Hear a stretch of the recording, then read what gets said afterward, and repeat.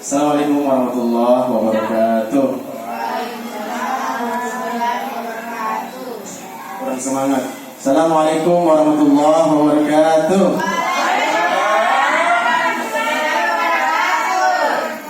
Alhamdulillahilladzi wa kafa, wassalatu wassalamu ala rasulin nabiyil mustafa wa ala alihi wa mawala. Bapak, Ibu guru sekalian, Bapak dan Ibu guru sekalian, alhamdulillah pada kesempatan kali ini izinkan saya dari calon penggerak angkatan 8. Program ini merupakan salah satu aksi nyata dari guru penggerak untuk memberikan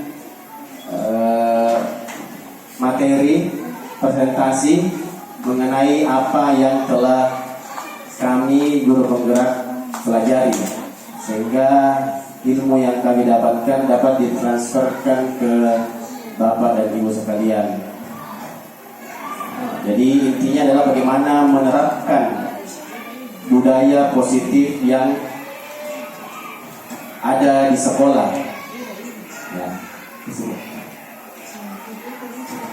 jadi sekilas mengenai guru penggerak mungkin sudah bisa dibaca masing-masing. Materinya pun PPT-nya ini sudah saya bagikan ke grup, jadi Bapak Ibu bisa melihat untuk mengefisienkan waktu.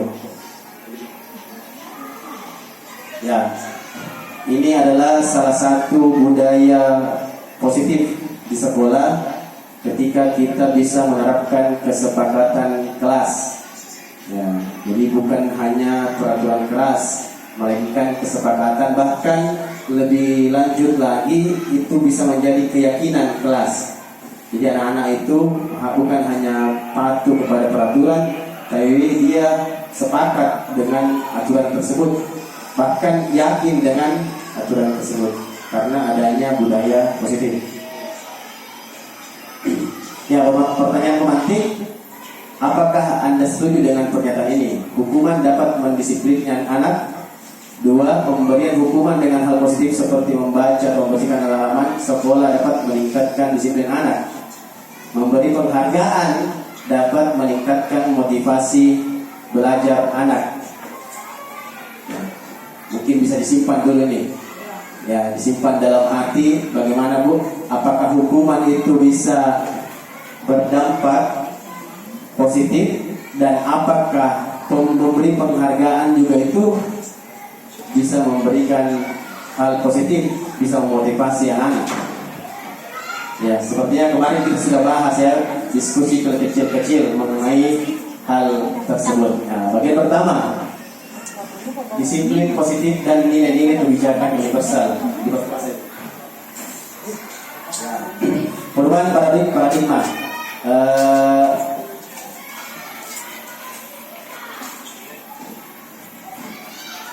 Ini hanya permainan ya, permainan. Tapi karena waktu kita singkat, jadi saya harap Bapak Ibu semua sudah semangat, Bapak Ibu. Semangat. Ya. Sudah makan jadi. Ya, perubahan paradigma materi kontrol. Jadi kita ini sebagai guru lebih banyak mengontrol. Ya, ilusi bahwa guru itu mengontrol murid, ilusi bahwa kritik dan membuat orang merasa bersalah itu dapat menguatkan karakter. Jadi kamu itu harusnya begini, bukan begitu. Nah, itu dikira kita selalu berilusi berangan-angan bahwa dengan cara mengontrol itu murid bisa baik, dengan cara membuat dia seolah-olah merasa bersalah dan ada hal yang benar, itu bisa membuat karakter, memperbaiki karakter murid. Ilusi bahwa semua penguatan positif itu efektif dan bermanfaat, seolah-olah kita memberikan motivasi itu bahwa kamu harus menjadi seperti ini, menjadi seperti itu berbuah, itu efektif dan bermanfaat. Ilusi bahwa orang dewasa memiliki hak untuk memaksa kepada yang lebih muda. Ya, perubahan paradigma stimulus respon teori kontrol. Realitas teori stimulus dan respon. Kita pernah dengar stimulus dan respon? Ada yang tahu stimulus dan respon, Ibu Riza? Ya, stimulus ya. Jadi teori dulu ini stimulus dan respon. Pernah saya pelajari itu teori stimulus dengan respon itu diberikan kepada ini anjing ya kalau tidak salah Mancing. itu. Jadi pada saat anjing ini cek ya.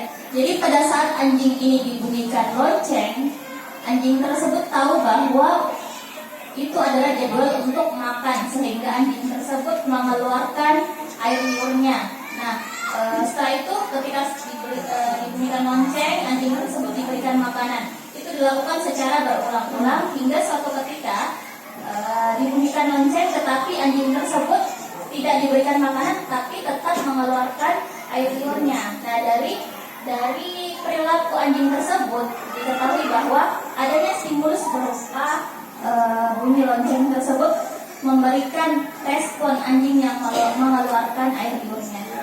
Terima kasih Bu. Insya Allah bagus ini ya.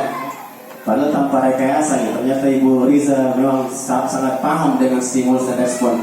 Ya, stimulus dan respon itu seperti kalau singkatnya adalah kayak anak kita diberi stimulus, diberi tugas, habis itu dia laksanakan. Nah, jadi kontrol ada juga istilahnya kalau mau berenang ya lempar saja ke laut, nanti dia berenang sendiri. Ya, jadi stimulus dan respon itu ada sebuah stimulus dan anak itu merespon stimulus tersebut. Nah, inilah posisi kontrol. Jadi siapa sesungguhnya yang memiliki kontrol?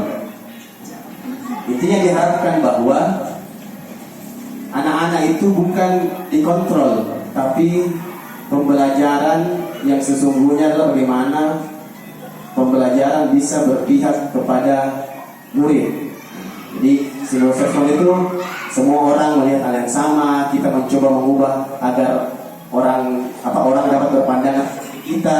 Kita kan seperti itu, menyuruh anak-anak begini loh yang benar, begini loh kalau mau jadi dokter, begini loh caranya kalau mau sukses. Orang lain bisa mengontrol saya. Perilaku buruk dilihat sebagai suatu kesalahan. Ya, mungkin Ibu ini kemarin ya. Jadi perilaku buruk, jadi kesalahan menjawab itu bukan sebuah kesalahan, melainkan bisa jadi itu adalah pendapat mereka, pendapat anak, karena setiap anak memiliki pendapat yang berbeda. Saya bisa mengontrol orang lain, kemaksaan ada pada saat bujukan gagal, model berpikir menang dan kalah. Ada yang menang, ada yang kalah. Teori kontrol itu kebutuhan kita berbeda-beda. Jadi perbedaannya teori kontrol dengan stimulus respon. Yang pertama, kalau stimulus respon kebutuhan anak sama. Anak semua pokoknya harus bisa matematika. Anak semua harus bisa IPA. Kalau teori kontrol, karena kebutuhan anak itu berbeda-beda. Setiap orang memiliki gambaran berbeda. Kita berusaha memahami pandangan orang lain tentang dunia. Semua perilaku memiliki tujuan. Hanya Anda yang bisa mengontrol diri Anda. Anda tidak bisa mengontrol orang lain. Kolaborasi dan konsensus menciptakan pilihan-pilihan baru. Model berpikir menang-menang. Jadi bukan model berpikir menang dan ada yang kalah, ada yang lebih baik, ada yang kurang baik, melainkan semua anak baik. Apakah makna disiplin? Berasal dari bahasa Latin disiplin, mungkin bisa dibaca lebih lanjut, yang artinya disiplin membuat orang menggali potensinya menuju sebuah tujuan yang dihargai. Nilai-nilai kebijakan universal. Nilai-nilai kebijakan universal adalah sifat-sifat positif manusia yang merupakan tujuan mulia yang ingin dicapai setiap individu.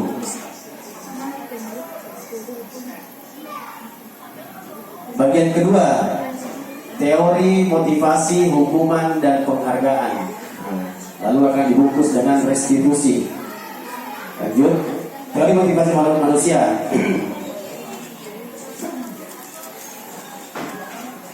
Ada motivasi pertama untuk menghindari ketidaknyamanan hukuman.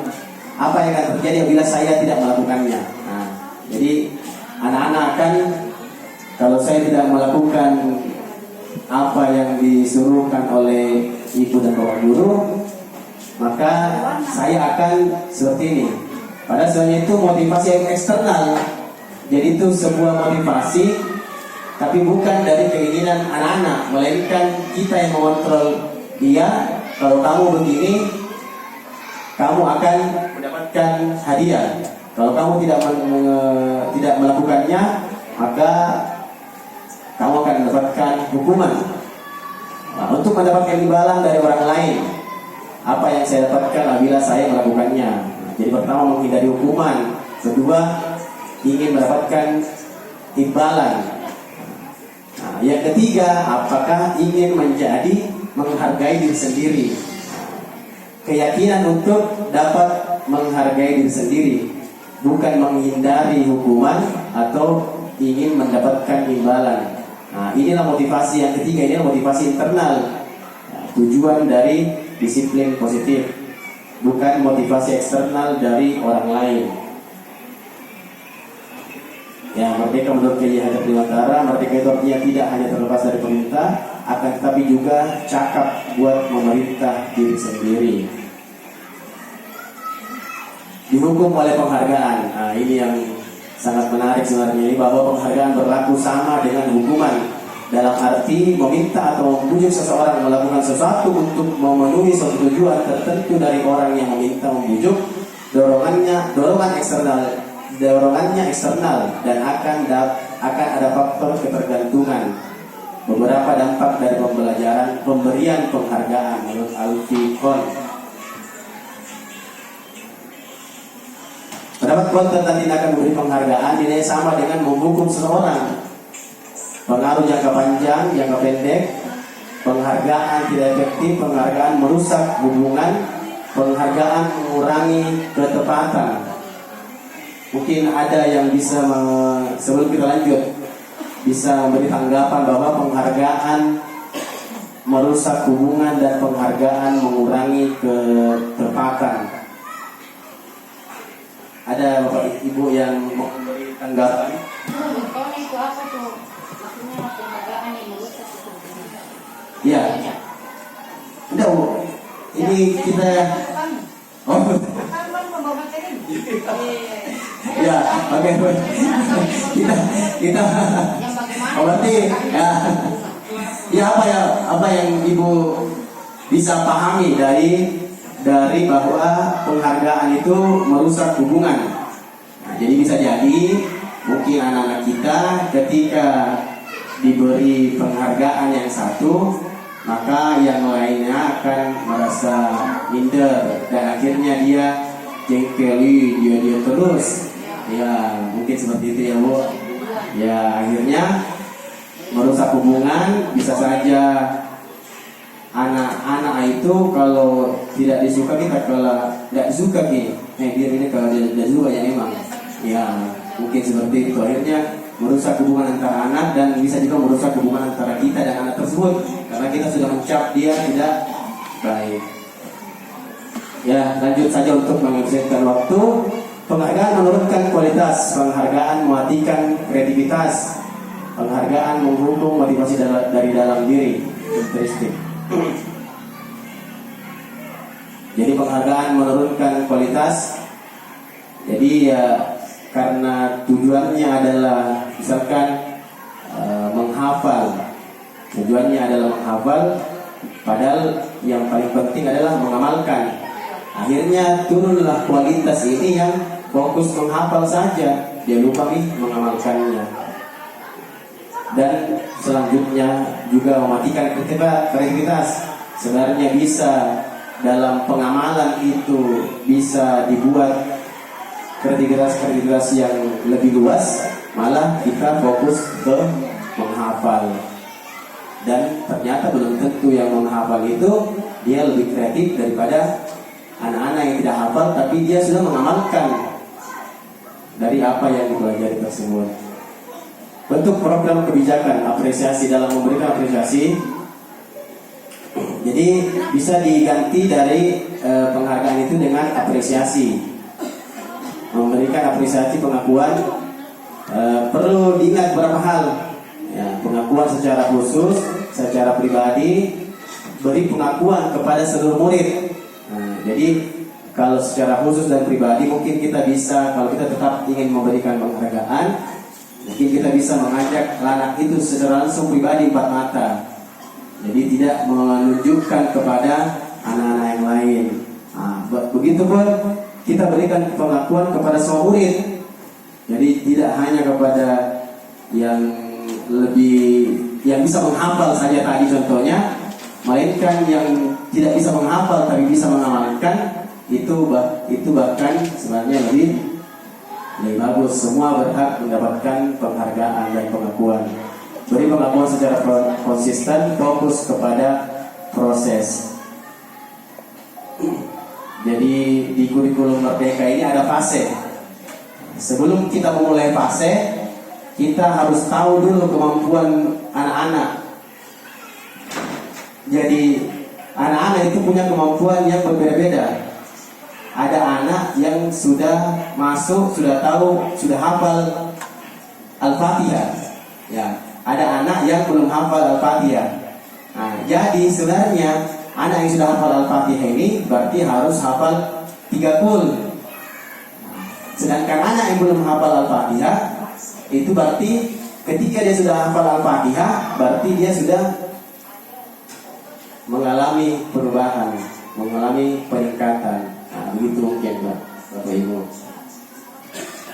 Contoh pengakuan apresiasi. Kemarin saya perhatikan kamu sangat bagus hafalannya. Iya. Nilai kebijakan dan situasi. Ya mungkin bisa dipahami Bapak Ibu. Karena ini ada 60 slide nih. Nah, oke, coba kita lihat ini. Mencatat 100 kali dalam buku kalimat.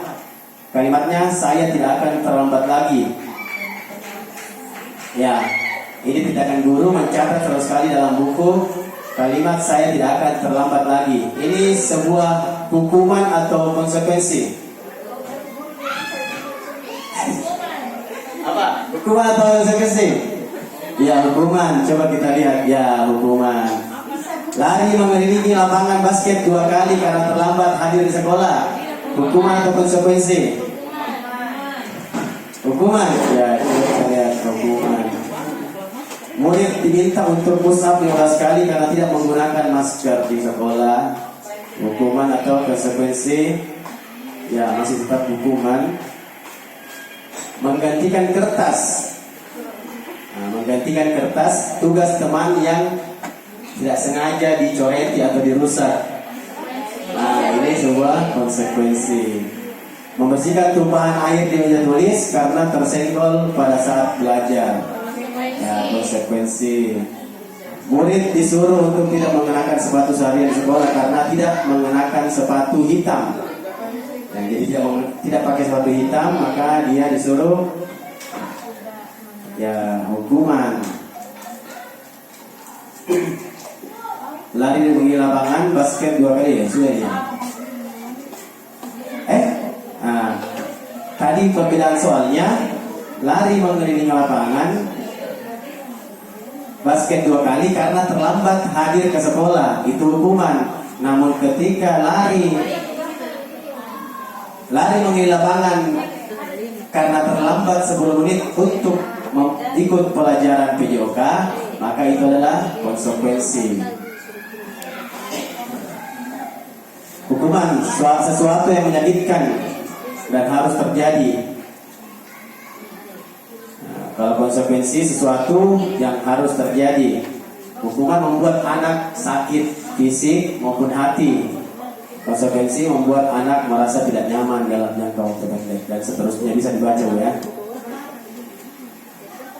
Nah, tadi Selanjutnya, apa itu restitusi? Nah, inilah restitusi yang menjadi titik fokus kita dalam guru penggerak.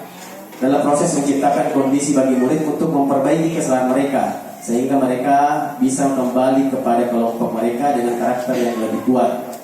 Restitusi juga merupakan proses kolaboratif yang mengajarkan murid untuk mencari solusi untuk masalah mereka dan membantu murid berpikir tentang orang seperti apa yang mereka inginkan menjadi tujuan mulia dan bagaimana mereka harus memperlakukan orang lain. Ciri-ciri restitusi bisa dibaca sendiri, Bapak Ibu. Bukan untuk menebus kesalahan, namun untuk belajar dari kesalahan dan seterusnya. Nah, bagian ketiga, keyakinan kelas. Mengapa tidak peraturan kelas? Ya, pertanyaan pemantik, mengapa tidak peraturan kelas dan mengapa harus keyakinan kelas? Aku bisa mau bertanya? Ya, kenapa keyakinan kelas bukan peraturan kelas? Ibu Yuli, kenapa keyakinan kelas bukan peraturan kelas?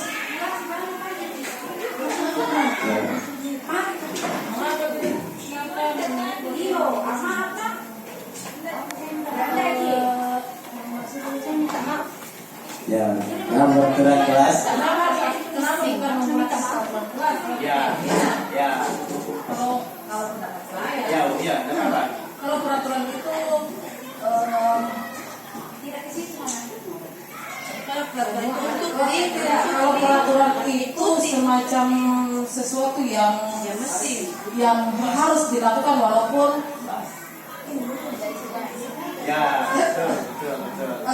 maksudnya itu ya harus dilakukan. Setuju tidak setuju harus dilakukan. Ya, betul. Tapi kalau keyakinan itu merupakan sesuatu yang harus memang menjadi kecerdasan diri ya. Memang tidak hanya dilakukan dalam kelas, tetapi bisa dilakukan di luar kelas antara diri saya dilakukan saja. Karena seperti itu peraturannya memang. Karena Insya Allah luar biasa. intinya Ya, betul sekali ya. intinya kesadaran diri ya. Kalau keyakinan itu dan mengungkapkan kesadaran diri. Betul. Sementara peraturan itu hanya berlaku untuk sesuatu yang harus dilakukan, mau tidak mau harus dilakukan. Ikhlas tidak ikhlas harus dilakukan. Masya Allah, terima kasih Bu. Jadi betul sekali ya. Jadi kalau peraturan itu adalah faktor eksternal, dorongan eksternal. Jadi orang lain yang mengatur kita. Sedangkan kalau kita yakin, maka keyakinan dari dalam diri internal kita yang meyakinkan kita untuk terus berbuat positif. Budaya positif, lingkungan positif, keyakinan kelas, dan peraturan kelas. Oke, ada contoh peraturan: selalu kembalikan buku ke tempatnya. Apa keyakinan kelasnya? Apa Bu, Basma? Ya, saya. Kalau peraturannya selalu kembalikan buku ke tempatnya, kalau keyakinannya Ya, kita lihat coba. tanggung jawab. Terlalu ini ketahuan nih. Salah ini harusnya. Salah editnya ini. Ya. Tanggung jawab. Dilarang mengganggu orang lain.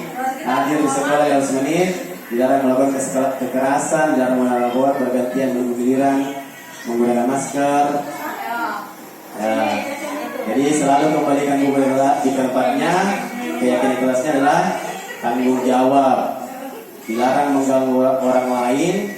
Keyakinan kelasnya itu menghormati orang lain atau saling menghargai, saling menghormati. Nah, dilarang melakukan kesalahan. Ya, kayak keselamatan. Dilarang menggunakan narkoba, kesehatan. Ya, bergantian menunggu giliran, ya, antri, bersabar, dan seterusnya. Pembentukan keyakinan kelas di sekolah maupun di kelas. Keyakinan kelas bersifat lebih abstrak daripada peraturan yang lebih rinci dan konkret. Keyakinan kelas berupa pernyataan-pernyataan universal dan seterusnya. Maksudnya pembentukan keyakinan kelas sekolah. Ya kita santai saja ini Bapak Ibu. Ya santai tapi serius karena semoga dengan presentasi ini bisa membuka sedikit wawasan kita. Ya banyak membuka banyak lagi wawasan kita. Ya. Keyakinan kelas pertama, contoh keyakinan kelas. Setiap anggota kelas perlu belajar, setiap anggota kelas perlu senang, setiap anggota kelas perlu melakukan tugas, setiap anggota kelas perlu saling menghargai, setiap anggota kelas perlu merasa aman. Nah, ini kebutuhan dasar manusia ini. Nah, ini betul, si bakal tahu dan si bakal labi. Ya, ini contoh kesempatan kelas. Bisa di-print baru dibagikan sama Sudah kubagi di grup, Bu. Ada di grup. dari mana di-print? Ya, Kak. Ya. Ada di tasku. Ya. Kegiatan pendalaman keyakinan kelas. Ya, boleh dipoto kegiatan. Ya. Ya, masuk semua. Baru kita foto. Masih berjalan gitu rekamannya? Berjalan Mbak? Ya, Bu. Ya, terima kasih. Bagian keempat, kebutuhan dasar manusia dan dunia berkualitas. Kebutuhan dasar manusia, ya jadi dia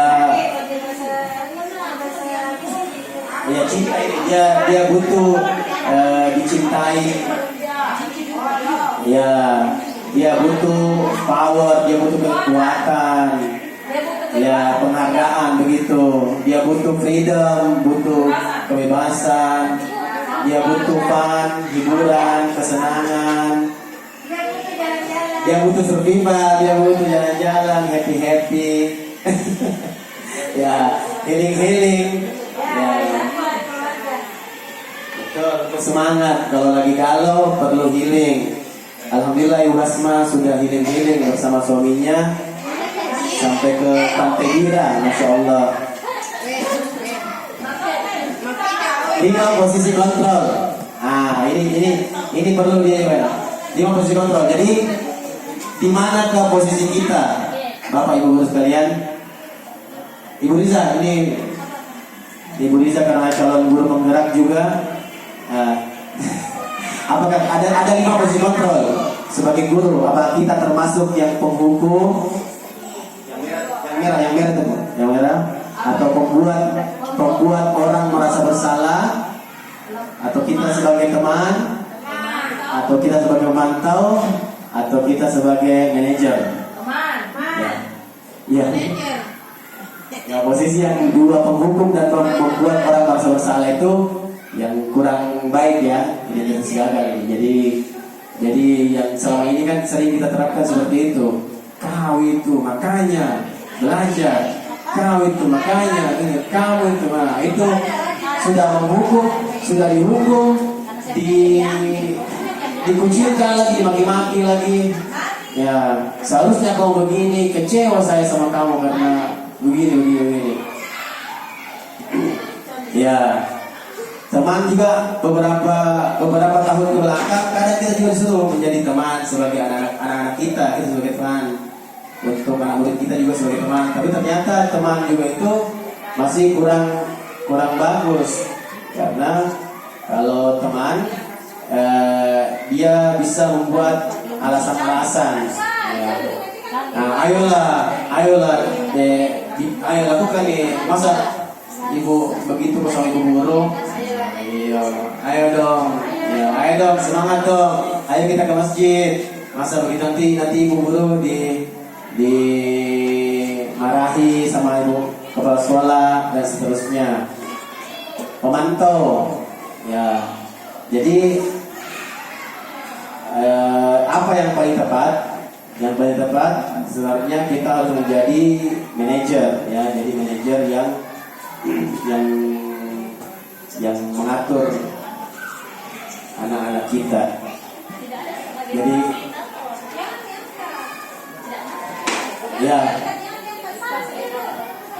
belum Ini manajer saja. Jadi ini keadaan kita sekarang. Kalau fasilitator contohnya bagaimana? Misalnya dalam kegiatan pembelajaran kita sebagai guru yang memfasilitasi dalam hal kemudian Ya. dan sebagainya. mungkin itu masuk di manajer. Ya, karena manajer kan mengatur semua keadaan. Yang suaminya kerja, ada manajernya, atau suaminya manajer, ibu Raya, suami tak manajer. Oh dia, suaminya manajer, tapi di rumah istrinya yang manajer. Apa yang iya betul. Guru berkata, apa ya yang kita yakini? Apa yang bisa kau kerjakan untuk memperbaiki masalah ini? Menguatkan pribadi. Murid meletakkan dirinya sebagai individu yang positif dalam dunia yang berkualitas. Bagaimana caranya saya bisa memperbaiki keadaan? Dengan mengevaluasi diri. Bagaimana cara memperbaiki diri? Lanjut. Pernyataan. Saya kecewa sekali dengan kamu. Termasuk apa ini? Termasuk penghukum, pembuat orang merasa bersalah, teman, pemantau, atau manajer. Ya, kamu tidak pernah benar melakukannya. Ayolah lakukan demi ibu. Apa kamu mau mendapatkan 3 bintang? Ya. Bagaimana kamu bisa menyelesaikan masalah ini? Ya, kamu selalu yang paling terakhir. Kau mantau memang. Apa yang ini posisinya apa? Ini posisinya apa semua ini? Coba kita lihat. Ya, saya kecewa sekali dan kamu. Jadi membuat orang merasa bersalah. Nah, kamu tidak pernah itu berarti kamu itu dihukum. Nah, ayolah, kalau ada kata ayolah itu berarti ayolah. Ini demi apa? Ini begini. Iya betul, itulah kita yang harus kita perbaiki sama-sama, bahwa ternyata kita ini masih kurang tepat. Apa kamu mau mendapatkan stiker bintang ini? Jadi pemantau ya, siapa yang mau dapat bintang? Ya, kerjakan ini. Ya. Bagaimana kamu bisa menyelesaikan masalah ini? Oke, itu manajer. Kamu selalu yang paling terakhir, penghukum. Bergerak antara peraturan pemantau, konsekuensi hadiah. Jadi kalau pemantau itu ada konsekuensi kalau melanggar, dan ada hadiah kalau bagus. Sedangkan manajer adalah memperbaikinya. Ini tugas ya. Kita lanjut untuk bagian ke-6. Bagian terakhir kayaknya, segitiga restitusi. Apa itu segitiga restitusi? Restitusi tadi yang kita baca sebelumnya, bahwa penyelesaian intinya segitiga restitusi, proses dialog yang dijalankan oleh guru atau orang tua agar dapat menghasilkan murid yang mandiri dan bertanggung jawab. Segitiga restitusi. Jadi kita validasi dulu, validasi kebutuhan. Habis itu meyakinkan keyakinan, lalu menstabilkan identitas. Jadi misalkan anak kita mengganggu temannya, tahu kan, kita validasi dulu kebutuhan, bahwa tahu kan bahwa melakukan mengganggu itu tidak baik. Nah, ya tahu. Terus apa keyakinan kelas kita? Keyakinan kelasnya, dengan keyakinan kelas tidak mengganggu berarti saling menghargai. Ya, apa keyakinan kelas kita? Nah, saling menghargai, menghormati. Ya, itu kesepakatan kita. Apakah kamu melakukan kesepakatan kelas, keyakinan kelas dengan mengganggu teman-temanmu? Nah, tentu tidak. Ya. Kamu ya, Bapak di sini, Bapak Ibu guru sini bukan mau mencari siapa yang salah, melainkan kita mau memperbaikinya. Karena kamu bukan satu-satunya yang melakukan kesalahan ini. Setiap orang pernah melakukan kesalahan, pernah hilaf, dan kita tahu bahwa apa keyakinan kita, keyakinan kelas kita, yaitu saling menghormati. Tentu kamu punya alasan untuk melakukan hal tersebut. Lalu ditanyalah bahwa tidak akan mengulanginya lagi. Seterusnya dan seterusnya. Ya Bu. Ya, kita masih berusaha proses. Ya. Untuk meyakinkan anak-anak kelas 1. Ya. Betul sekali. Jadi kemarin ini tugas. Setiap guru penggerak disuruh untuk membuat simulasi, contoh untuk menyelesaikan masalah. Sedangkan anak kelas 1 itu ya enak kemarinnya mereka guru-guru yang guru di SMP dan SMA, anak yang ditemani berinteraksi itu dia mengerti.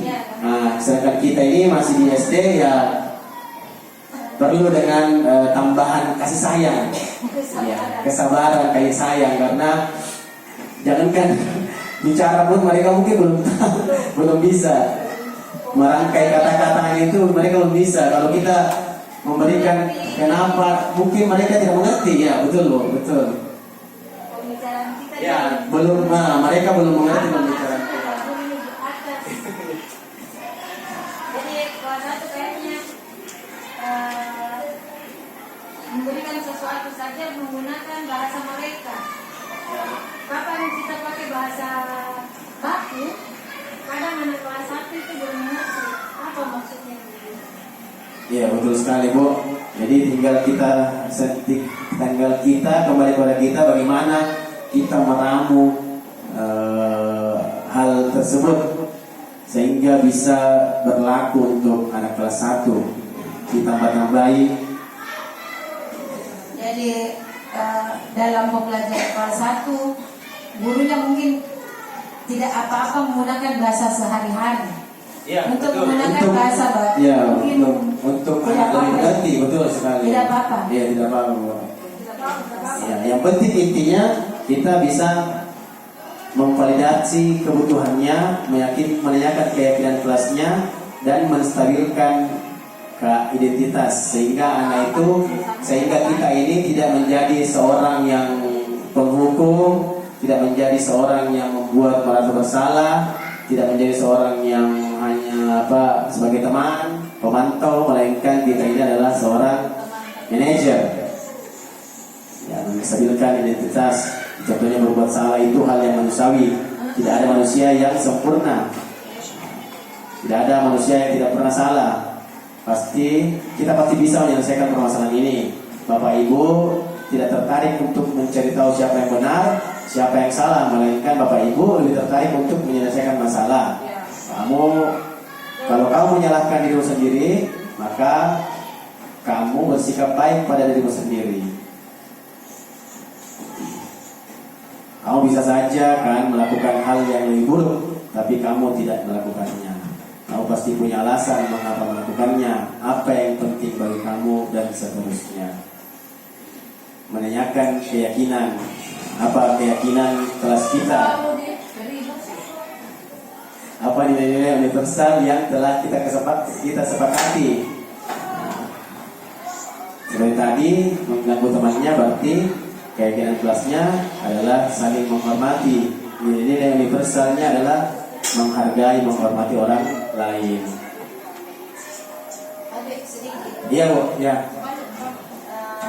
Ini tentang, karena saya baru kelas 1 itu mungkin saya minta masukan dari Pak Kadapi mungkin, karena kurikulum Merdeka ini untuk mendidik anak sangat-sangat bagus.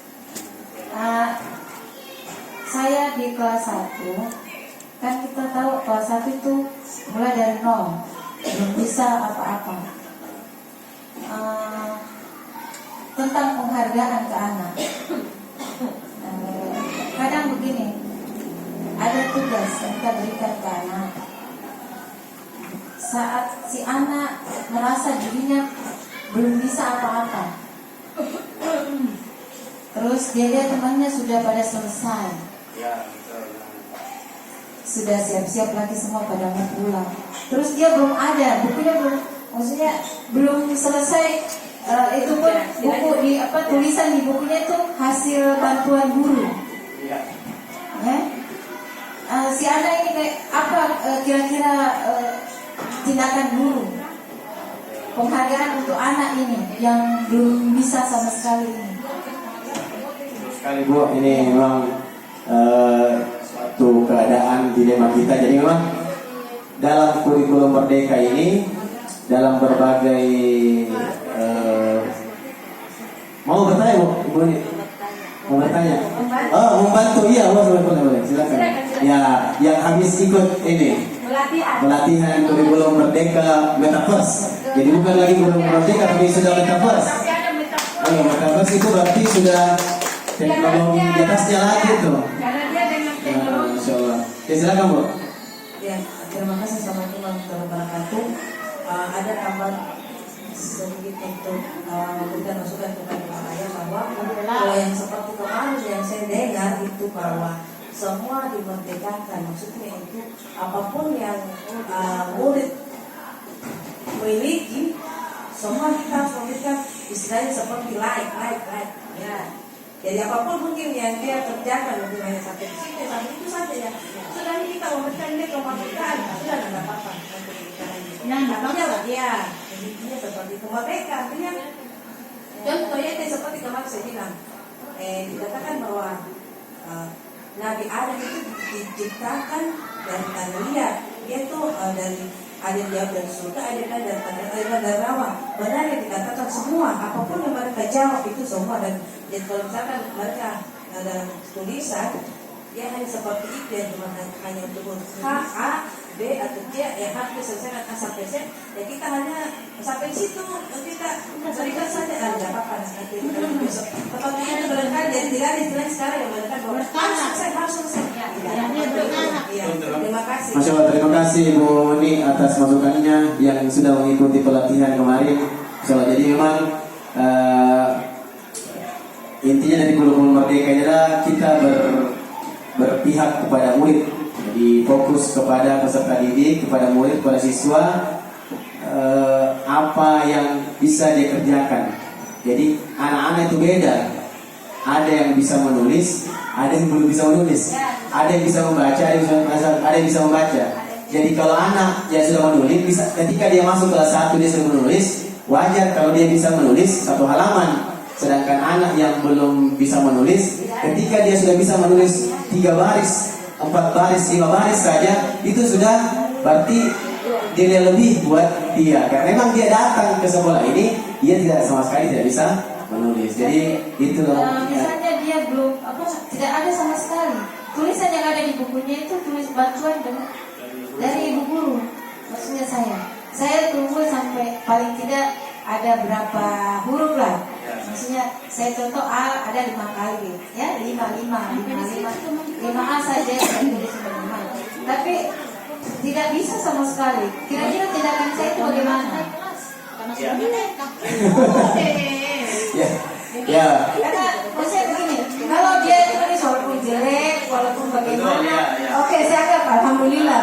Tapi sama sekali tidak ada. Nanti saya pegang jarinya baru dia mau ada tulisan.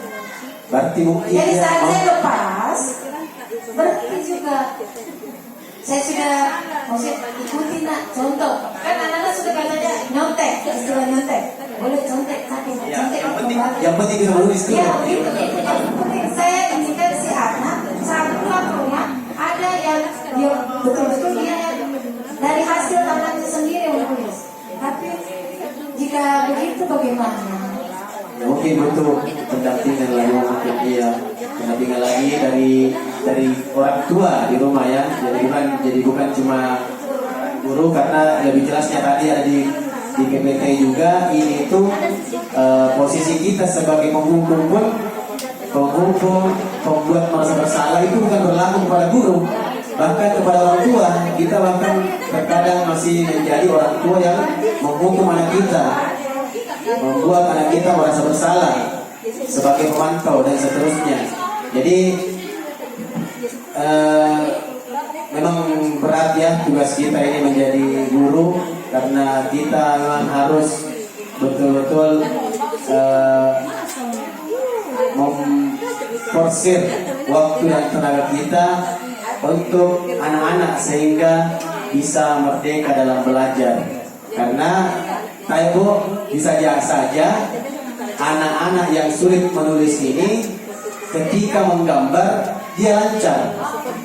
Nah, inilah yang diinginkan kurikulum merdeka. Betul. Ya, atau yang ya belum menemukan, Masya Allah, bisa saja belum menemukan, karena anak-anak itu sangat ya betul sekali itu. Ya. Dia sudah umur saya minta mengenalkan bantuannya karena bagaimana dia mengucapkan kata saja itu belum tepat. Ya, berarti memang kemampuan anaknya kan ada anak yang ya ada berbeda, betul. Ada yang terlambat bicara. Dari segi umur, saya masukkan untuk saya kira-kira saya bagaimana hadapnya anak yang bersebut ini kalau ada teman-teman bisa bantu. Ya, inilah tugasnya kita sebagai guru. Ada beberapa nilai-nilai guru. Ya, ya betul Bapak Ibu. Jadi, ya kita di sini tugasnya sharing dan berkolaboratif, mencari reflektif, mencari solutif. Saya sepertinya di sini sebenarnya kita tantangan kita sebagai guru yang berat di awal itu begitu berat, karena anak kita saja pada saat di awal itu memang susah. Jadi sini kita paling sebagai guru itu bagaimana ya caranya, misalnya bagaimana yang lain dulu ini bisa barangkali kita panggilkan di depan. Ya, bisa. Tidak menulis, kalau dulu enggak kan bisa begitu. Anak kita kan bisa seperti itu di rumah. Jadi barangkali ada pendekatan yang pribadi barangkali terhadap anak itu, sehingga dia merangsang ini untuk berbuat. Kira-kira begitu. Merangsang potensinya, ya. Potensinya. Saya dia ini anak ini berpikir, ibu guru sayang sama saya, sehingga saya dipanggil, jadi saya harus berjuang. Betul. Itu kayak siswa tak Naura itu ternyata, bagus sekali gambarnya, tapi kalau menulis lah, dia satu dua baris, syukur dua baris. Ya, tapi itulah makanya bagus sekali kemarin pertanyaannya bahwa mau dimerdekakan anak-anak untuk menggali potensi, tapi fasilitas untuk menggali potensinya itu belum ada. Jadi anak yang suka menggambar belum ada untuk menggambar. Ya silakan Bu, terima kasih. Sementara berjalan, sudah selesai nih Bu. Sudah sesi tanya jawab ini. Ini masih ada. Ya. Sebenarnya bukan hanya kelas 1 juga yang seperti itu. Yang kelas itu juga. Terkadang dia umurnya sudah pas, dia misalnya di kelas 5, tapi dia kemampuannya untuk belajar di pelajaran kelas 5 itu masih kurang. Jadi yang saya lakukan seperti biasa hanya pendekatan saja. Pendekatan secara pribadi saya terhadap anak-anak, kira-kira apa ini kendalanya, apakah dia kendalanya karena dari keluarga, biasa kan dari keluarganya karena kurang perhatian, misalnya ada karena perceraian orang tua. Terkadang anak-anak dia ingin diperhatikan. Biasa kita dapat itu anak-anak seperti itu, karena ingin diperhatikan sehingga dia tidak nanti deh menulis karena suka guruku, biasa begitu. Ya betul. Seperti guru Haya. Nanti dia maksudnya menulis kalau ibu guru misalnya ini tulisnya. Kayaknya. Ya betul. Kompleks ya, bermacam-macam Bu ya. Bermacam-macam, bukan Kompleks bermacam-macam. Ya tinggal kembali lagi pada diri kita, kepada guru dan terpenting sebenarnya bagaimana peran orang tua di rumah untuk memaksimalkan lagi apa yang diperoleh di sekolah. Sedikit Ya, tahu. Ya, Assalamualaikum warahmatullahi wabarakatuh. Terus terang seperti ini, kalau menurut saya karena pernah menghadapi Ya betul, kita sharing sini ya Bu ya. Iya, Iya, Bapak. sharing Nah, saja. sharing. saya pernah menghadapi anak-anak yang memang berkebutuhan khusus, dan sekarang di kelas saya alhamdulillah mendapatkan lagi yang berkebutuhan khusus 2. Cowok cewek. Oh, Adri. Cowok cewek. Ya, sebangsa. Ya. Jadi begini. Hari Selasa kemarin itu saya karena di grup itu tiba-tiba ada ya orang tua yang itu yang protes permasalahan anak. Mungkin ini kejadian yang bertahun-tahun lamanya sehingga di kelas 6 baru dikeluarkan unek-uneknya. Tapi saya berkata kepada orang tua itu karena dia bilang anaknya selama berada di kelas bawah sebelumnya kelas 6 itu anaknya itu selalu dibully, ya si Adri itu. Sehingga dia katanya malas ke sekolah. Jadi saya terus terang saya katakan seperti itu orang tua. Saya berterima kasih karena ibu bisa mengeluarkan unek-unek ibu dengan cara baik dan sopan walaupun sebenarnya tidak sopan.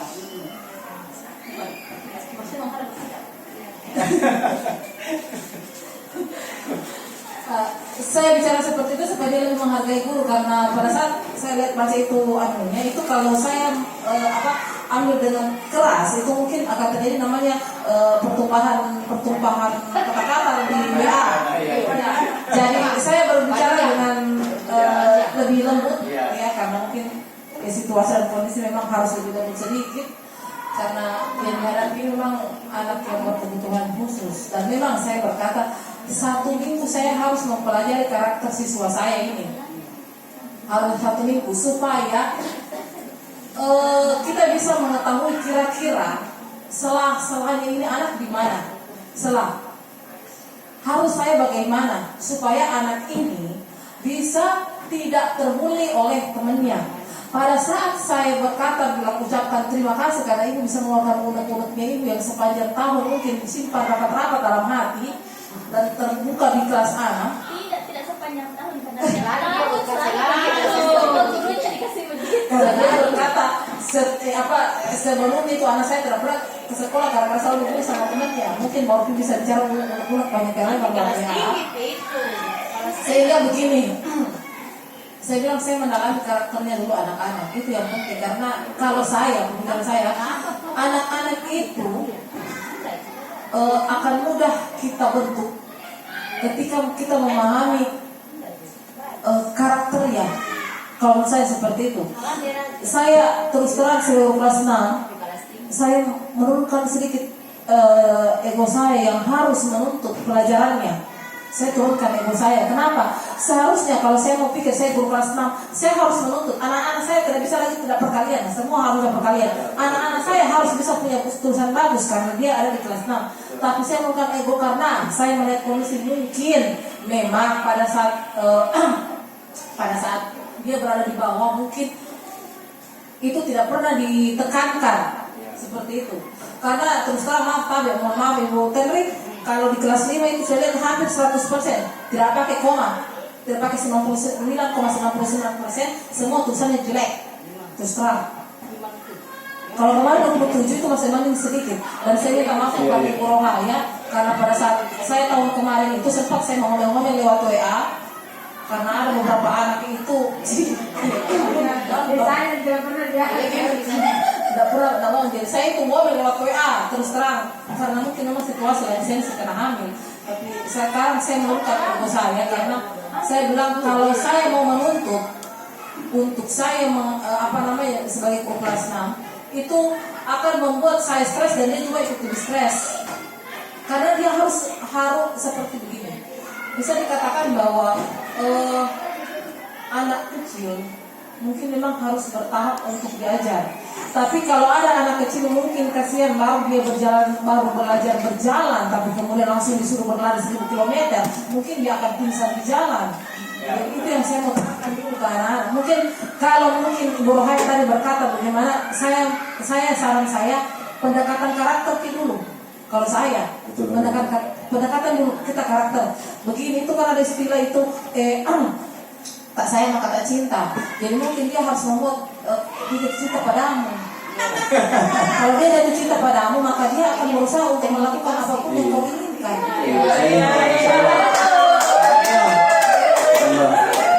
Ya, terima kasih.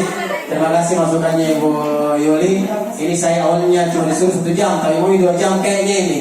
Karena sangat menarik sekali ya. Karena padahal intinya sebenarnya kita bagaimana menciptakan, ini konsep inti ya dalam budaya positif. Ya, betul konsep inti dalam budaya positif. Tapi kembali lagi bahwa ini adalah kembali ke implementasi kurikulum merdeka. Ya Bu. Oh, atau mau itu? Mau sekali adikku. Saya setuju. Kan harus cinta dulu, ya. Oke. Saran Nino. Iya, tadi saya baru terlihat di kelas, anak-anak sudah langsung berkata di orang tuanya, di mana Pak Ibu Guru? Iya betul. Padahal saya cuma Ibu Guru cuma mengangkat suara. Betul. Dikira marah-marah nih. Suara serak dan dipaksa keluar. Persangkanya nanti saya marah sama mereka. Aduh, mau Hanya awal-awal dia kaget.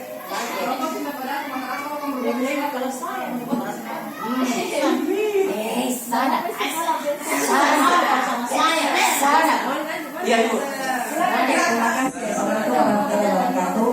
Karena ini adalah konsep inti budaya positif yang Pak Davi terapkan, sampaikan. Di sini kan ada namanya posisi kontrol guru. Jadi dalam hal ini seperti yang ditanyakan saya betul oleh Yang tadi yang 5 itu tadi Bu. Iya. Yang 5 tadi itu. Iya. Yang dikatakan oleh Bu Yuli sudah benar karena saya juga pernah mengalami bahwa ada guru seperti itu. Kita seperti lihat itu Muhammad Iqbal kan? Iya. Itu Muhammad Iqbal yang saya lihat itu memang kita harus melihat dulu karakteristik siswa. Jika kita ingin memperbaiki sebagai itu, kita harus tahu dulu karakteristik bagaimana, lalu kita akan masuk ke dalam dunianya bahwa dia itu harusnya bagaimana cara supaya menyampaikan dengan kata-kata yang baik yang harus apa walaupun kita saat dunia itu memang dia harus seperti itu. Artinya supaya dia bisa saya bisa, ibu harus begini.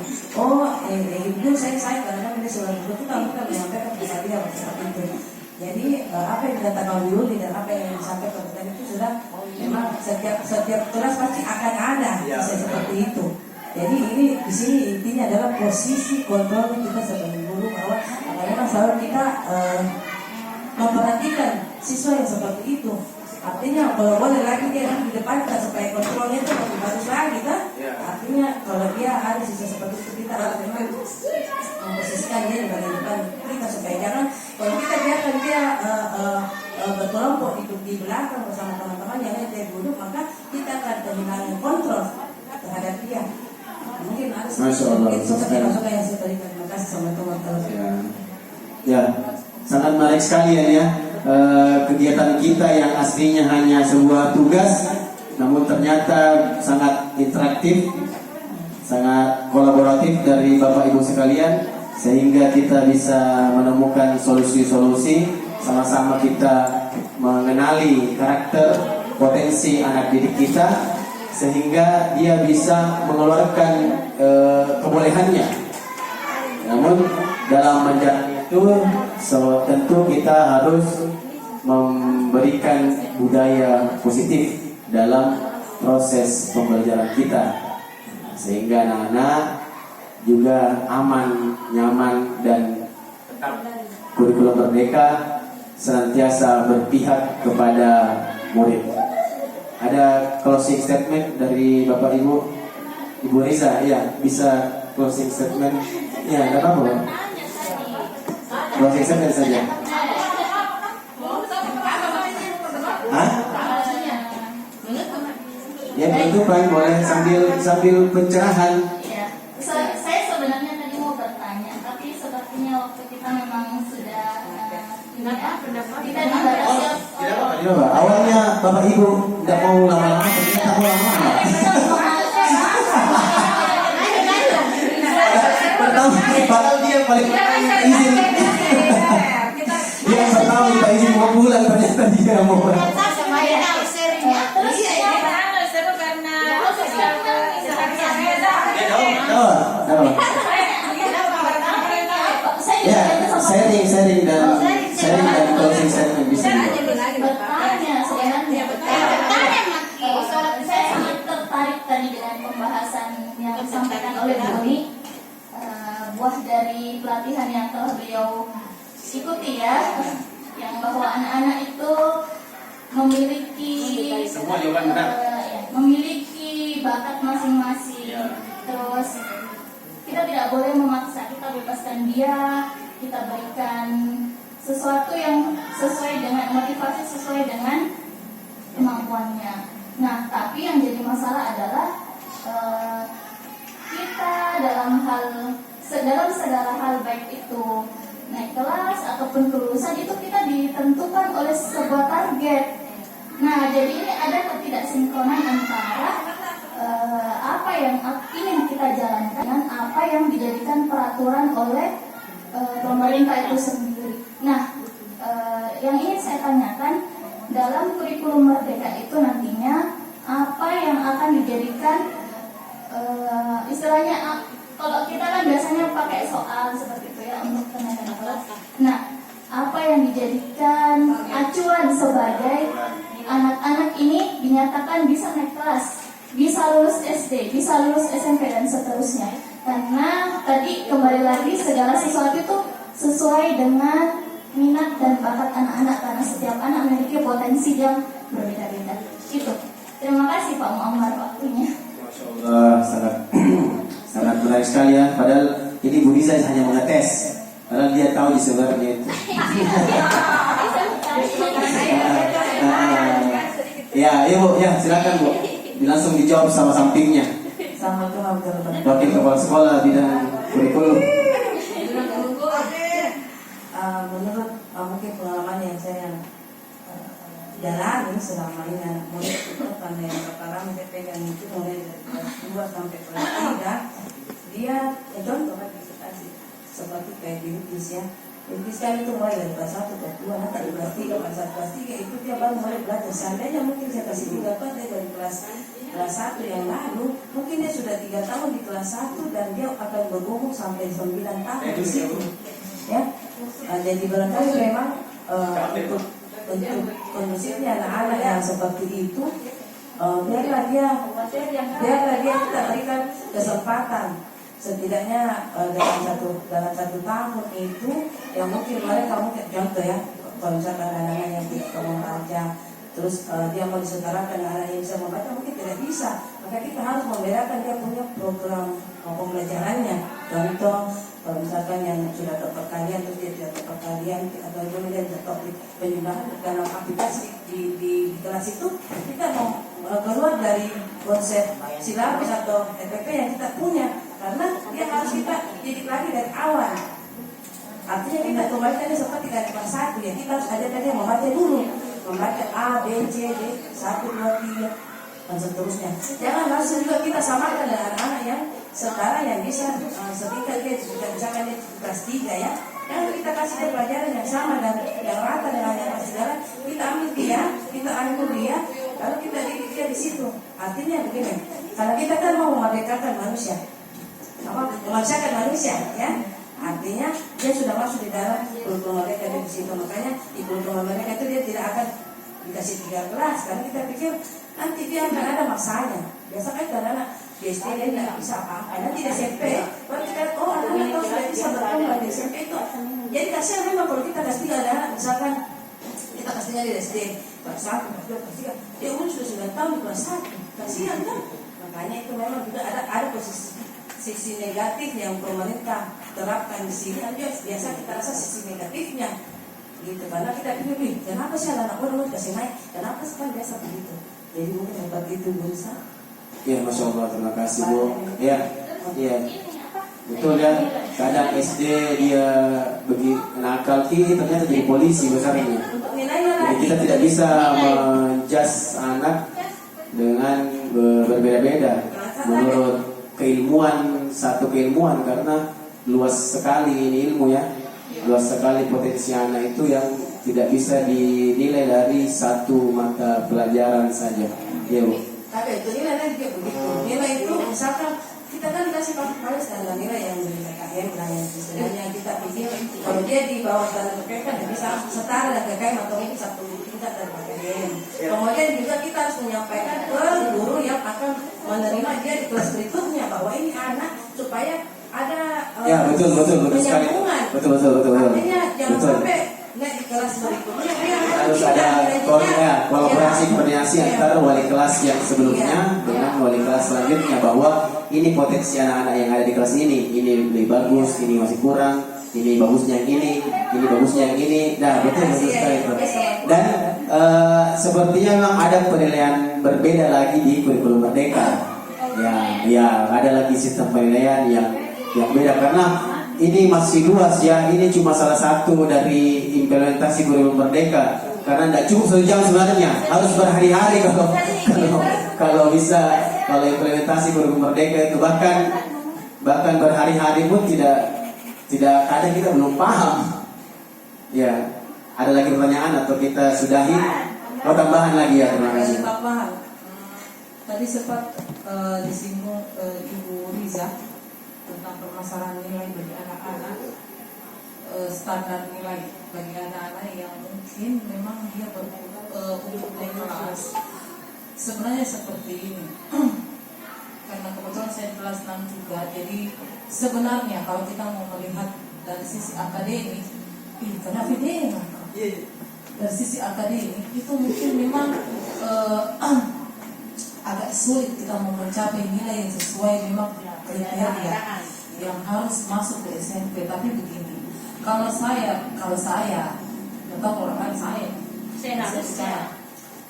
kalau saya seperti ini, ada anak-anak mungkin memang dia contoh untuk penerapan melalui tulisan itu mungkin dia agak susah mengeluarkan pemikirannya, idenya, jawabannya. Dia sebenarnya begini, jawaban saya seperti ini, tetapi saya tidak bisa menulisnya dengan di sini. Betul sekali. Tetapi Jadi pikirannya seperti ini, tapi pas tulis tidak bisa.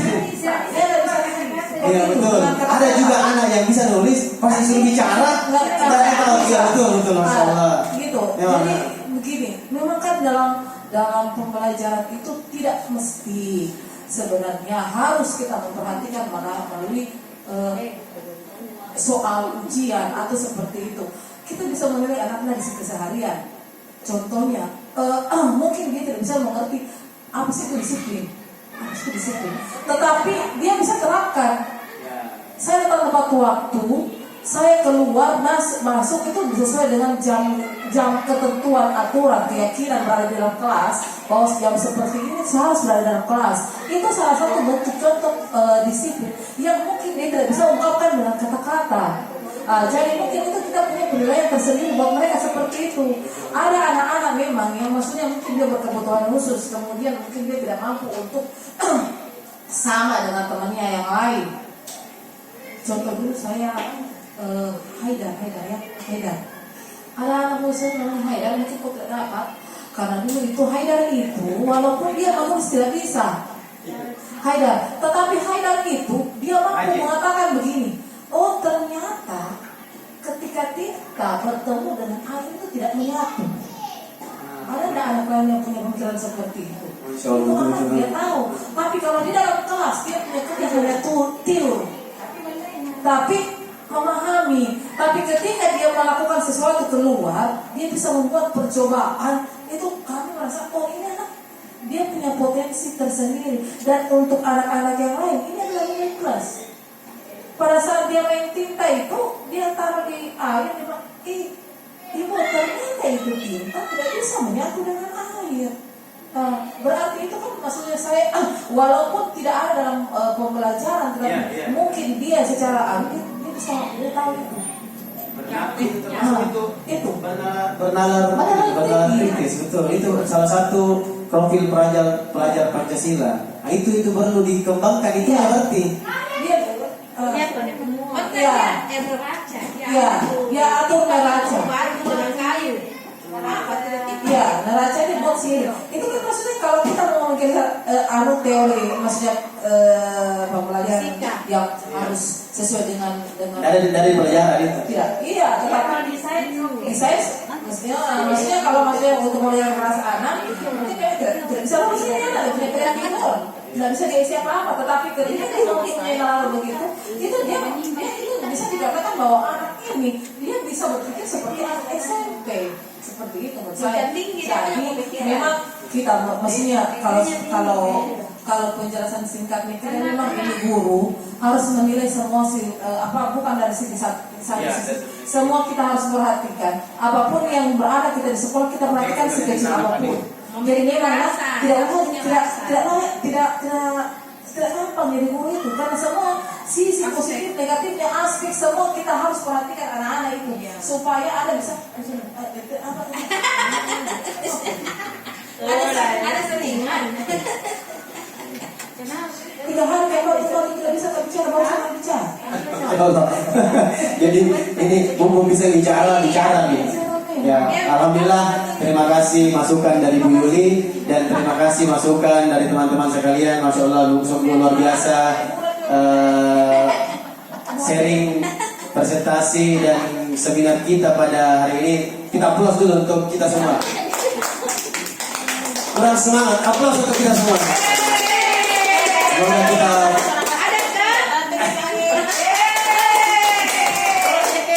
ya. Oke, tepuk tangan. Tepuk tangan.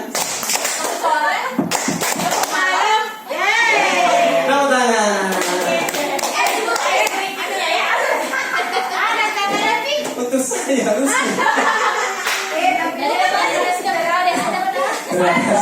Terima kasih Bapak Ibu sekalian yang sudah meluangkan waktunya untuk mengikuti kegiatan saya. Ya, jadi ini bukan kegiatan saya yang berkedok. Apa kata Ibu Nisa? Kegiatan pribadi yang berkedok. Oh, ya. Tugas pribadi berkedok pelatihan. Tapi alhamdulillah ternyata setelah kita mengikuti seperti ini, ya bisa terbuka sedikit wawasan saling sharing. Dan ini masih ada selanjutnya. Ya tuh sambung.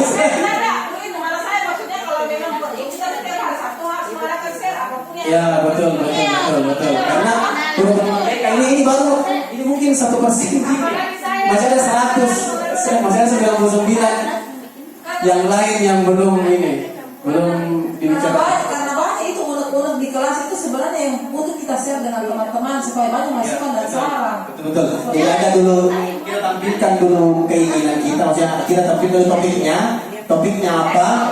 Setelah kemarin kan kita baru diskusi kecil mengenai penghargaan ya. Ternyata betul sih. Ini bukan saya bikin sendiri ya, ini dari buku semua jadi tidak bisa dibilang saya atas keinginanku ini karena semua dari kurikulum implementasi kurikulum Merdeka. Ya, sekali lagi terima kasih Bapak Ibu. Kita akhiri dengan membaca kafaratul majelis. Subhanakallahumma wa bihamdika asyhadu an la ilaha illa anta astaghfiruka wa atubu ilaik. Allahumma fa'na ma 'allamtana wa 'allimna ma yanfa'una warzuqna 'ilman tanfa'una fid din wa dunya wal akhirah. Allahumma tarjama'an marhumah waj'al tafarruqana tafarruqal ma'sumah. Assalamualaikum warahmatullahi wabarakatuh. Waalaikumsalam warahmatullahi wabarakatuh. Ibu kamu kasih.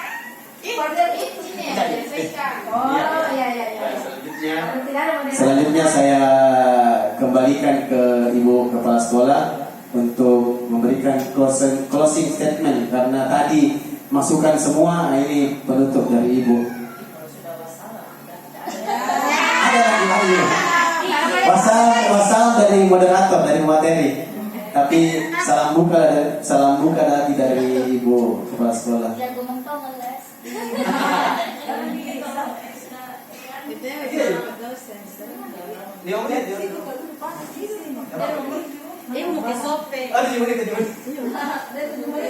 Buntung. 70 menit. Terima kasih. Bismillahirrahmanirrahim. Assalamualaikum warahmatullahi wabarakatuh. Waalaikumsalam. Yang pertama saya ucapkan permohonan maaf saya karena pagi-pagi tadi saya ke SD Sudirman itu dalam rangka karena beberapa kali memang kepala sekolah mulai hari ini sudah ada berangkat ke Sopeng, terus kami dari Sudirman, Mangkura dan Kecamatan Ujung Pandang 14 sekolah itu insya Allah besok berangkat pagi. Bagus kayaknya dari arah sana lagi. Dan hari Senin sore insya Allah mudah-mudahan setelah seminar kita akan kembali ke Makassar kembali. Iya, tapi ada seminar lagi di sana Ibu hari Senin sampai sore. Jadi terima kasih Bapak Ibu, mohon maaf sekali saya urus ke sana kemari ini. Sekalian juga tadi saya sempat mengajar sedikit karena terus terang utama memang kurikulum itu bahwa kita ini guru berorientasi kepada siswa. Jadi kita ini berorientasi kepada siswa dengan memprioritaskan tumbuh kembang anak. Jadi seperti yang Bapak Ibu tadi bilang, memang betul. Sebenarnya mengapa itu guru posisinya nanti di akhirat itu tinggi nilainya. Dia kalau saya baca dari buku-bukunya Buya Hamka, seorang guru itu nanti dipersiapkan surga kalau memang dia mengajar dengan ikhlas. Di situ tadi yang saya dengar Bapak Ibu guru ungkapkan semua isi hatinya. Mungkin ini kita ditakdirkan untuk merubah anak, kita merubah pengembangan karakteristik anak. Semua itu dari guru, kita guru. Jadi berbanggalah sebenarnya kita menjadi seorang guru karena mungkin kita lah orang yang terpilih. Jadi di kesempatan ini tidak apa-apa kita mengeluh karena kita ini manusia biasa. Kadang kita merasa marah sama siswa. Saya terus terang, saya sekarang mengajar di kelas 2 ternyata sulit memang. Saya 20 tahun lebih di kelas 6. Saya biasanya terus terang kalau saya sudah mengajar kasih saja tugas. Setelah itu memeriksa, membimbing, mengarahkan istilahnya. Iya. Anak kecil, ya seperti itu.